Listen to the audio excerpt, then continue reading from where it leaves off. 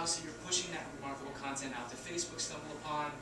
I will say, Dig is no longer really relevant. Their traffic is kind of completely fallen off. People know Dig, it's a social media news site, people vote. It's kind of becoming a little irrelevant at this point. Just very recently, their traffic just took a big dive. People are sort of using Twitter to kind of get their news. You know, you're following the right people, they're putting out links and stuff like that. It's a quicker, faster way to do it.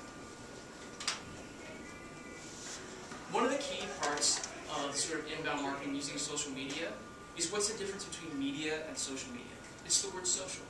And what is social media? It's like social means that we can interact with it. You know, we can do something with it, we can share it. You know, you can have a conversation with me and I can have a conversation right back with you. The difference between outbound marketing and inbound marketing is like I'm putting up a billboard, you can't do anything with that.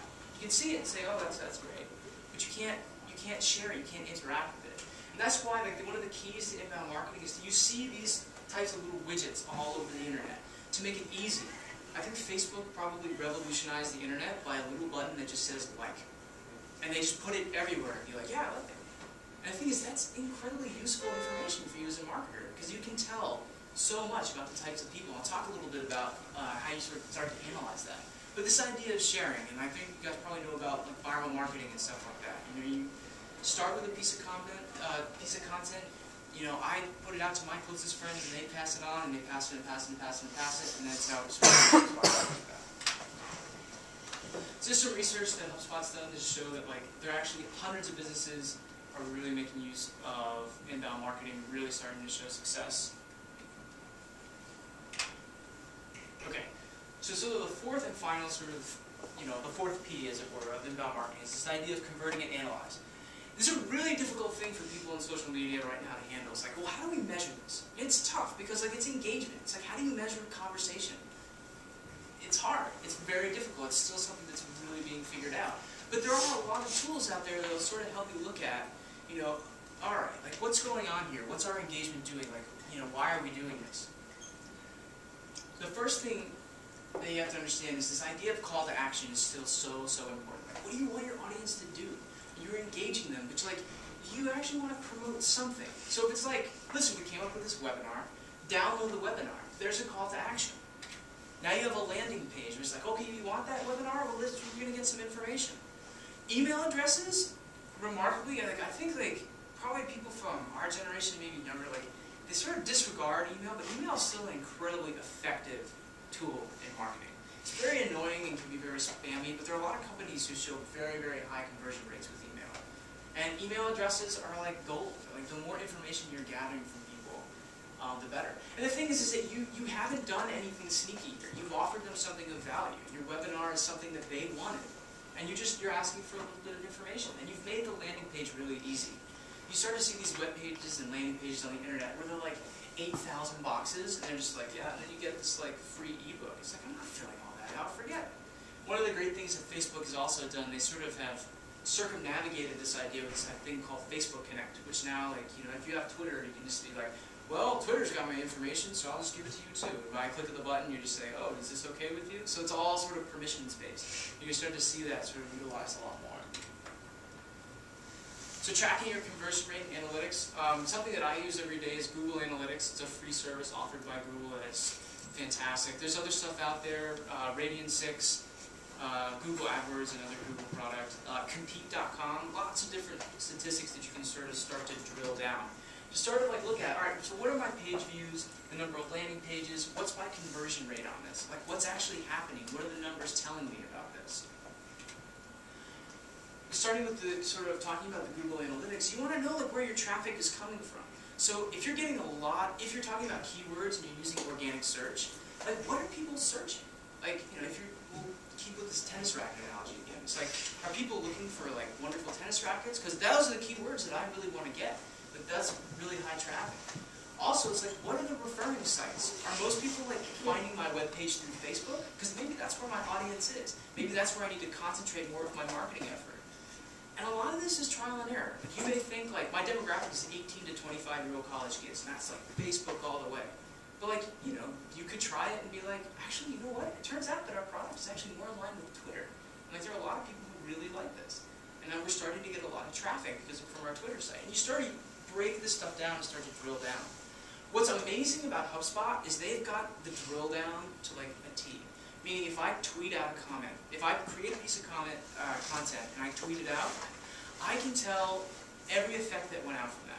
I know now who uses it, and if those uses actually transfer to a sale, to determine how effective that piece of content is. So if you have a team of writers, this is really important.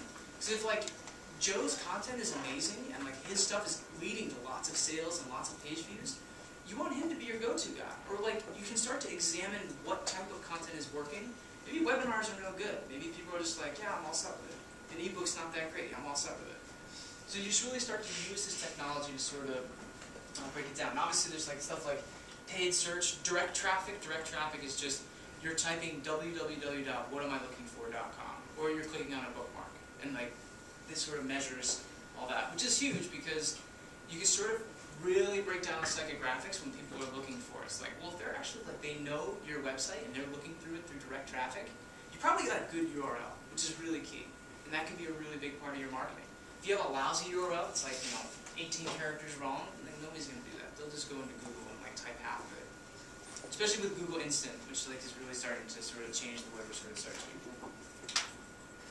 So one of the key pieces, though again a lot of people forget, is listen, listen, listen, and then listen some more.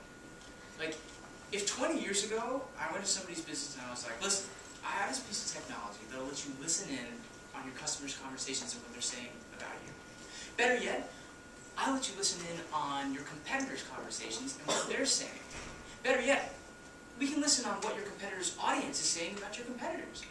20 years ago, like they'd be like, whoa, how much does this technology cost, future man? Like, and the thing is that like, this is exactly the brilliant thing about social media. Companies like Zappos, I mean, they're like the pillar of so much that is right with business right now. CRM is the new PR. And like, the more you're listening, the more you can actually start to offer people what they want. And like, most companies don't take the time to realize, like, listen, so many people are having conversations that you can eavesdrop on, and there's nothing wrong with it. Like, you can listen to it. What are they saying about you? Like, what is wrong with your product? What can we learn about this? How can we innovate our product, and how can we make it better? Our service stinks here. Company Southwest is amazing at this. Like, our service is really troubling here. Well, how can we improve it? Like, what's wrong? And you really start to learn just by listening. And it's like, it seems like a very fundamental, basic concept, but like, not a lot of people understand it. And there are like, again, a plethora of different resources. Twitter is an amazing resource for this. You go to search.twitter.com. You can literally see in real time keywords that are being talked about on Twitter. Or Google Blog Search. So there's a number of different resources and tools you can use.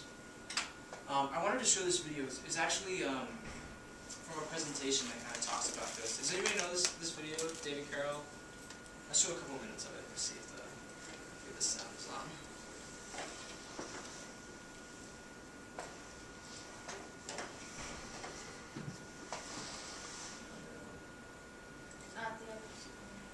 Is it the other screen? Oh, that's weird. Oh, there it is. I'm sure this is gonna like blow our ears off.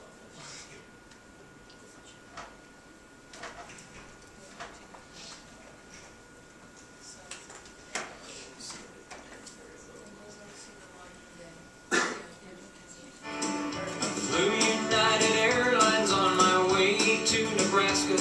The plane departed Halifax, connecting in Chicago's O'Hare. While on the ground, the passenger said from the seat behind me, "My God, they're throwing guitars out there." The band and I exchanged a look, best described as terror, at the action on the tarmac, and knowing whose projectiles these would be. So before I left Chicago, I alerted 3 employees who showed complete indifference towards me. United,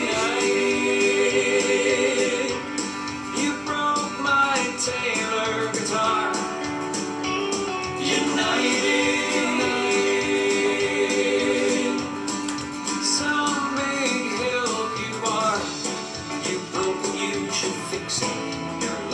just admit it. I should have phoned with someone else or gone by car.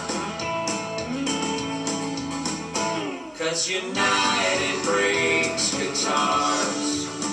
This guy goes on for another verse, but this got over 9 million views on YouTube. 9 million. United didn't engage them once. Instead, they just sort of, their reaction was just like, oh my god. And like, this thing went viral. I mean, 9 million people saw like, you guys stink, and you broke my guitar, and I'm going to sing a song about it. And, you know, forget it. If United had actually, and it's amazing, it's like this fundamental comment, it's like if you were listening, and you heard this guy's message out, you could easily have sort of like talked to him. There's a really interesting case study at Tufts University, Tufts Dining. A girl tweeted from there like, I just had the worst apple in the world. Like, get it together, Tufts Dining. And Tufts Dining actually has 3 Twitter accounts they actually use to manage all 3 of their cafeterias. And they actually wrote back to her 2 hours later being like, hey, we're really sorry, which cafeteria did you get it from? And she was like shocked. She was like, oh my god. Like, and she's like, oh, I got it from DeWitt. She's like, oh, well, and then they said, like, you know what, it's fresh produce, but we should have caught it. You know, we really should have caught it. What's amazing is that, like, why sort of, like, you know, why are expectations being met is somehow become exemplary. And, like, this is what the sort of listening factor really does. I mean, United could have been like, listen, actually, I think Taylor actually ended up making David Carroll a custom guitar case so he could travel with. He said product innovation, just because you actually listened because some guy made a YouTube video. It's like you just came out with a whole new line of products. You're like, wow, people need guitars, like we're gonna do it. And Taylor just made bank. Well, like United sort of dropped the ball and then sort of just spun out of control. Did Tufts offer that girl any sort of compensation where they're like, here's a have a free apple next time you come or something? No, just a wink and a smile. But I get the thing is that like they were listening. And it's funny how we talk about this idea like, you know, social media has empowered the consumer. It's given us such power. Well, like, what does that mean? It means that like we have the ability to send a message out to the entire world. You know, and the idea is that social media isn't this big echo chamber that no one's listening. And what's amazing is that somebody caught it and they engaged them. And just by doing a little customer service, like that student was glowing. She's like, oh, tough service is the best. She had a rotten apple. It was a terrible experience for her. But like, it happens. People make mistakes. Like, what a concept that admitting your failures and using social media to do it can actually turn really positive. It's a huge concept in inbound marketing. So it's just like inbound marketing summary. You know, the idea: create, optimize, promote, convert, and analyze. And the most important thing is like you keep doing it and you keep learning. You know, there are lots of tools out there that can help you do it. You know, HubSpot certainly is a solution for businesses that are farther along the way. I actually don't use HubSpot myself. I actually go with all the free services like Compete and Google Analytics and stuff like that. But the idea is that this is still a laboratory and it's all trial and error, and that you have to sort of keep doing it.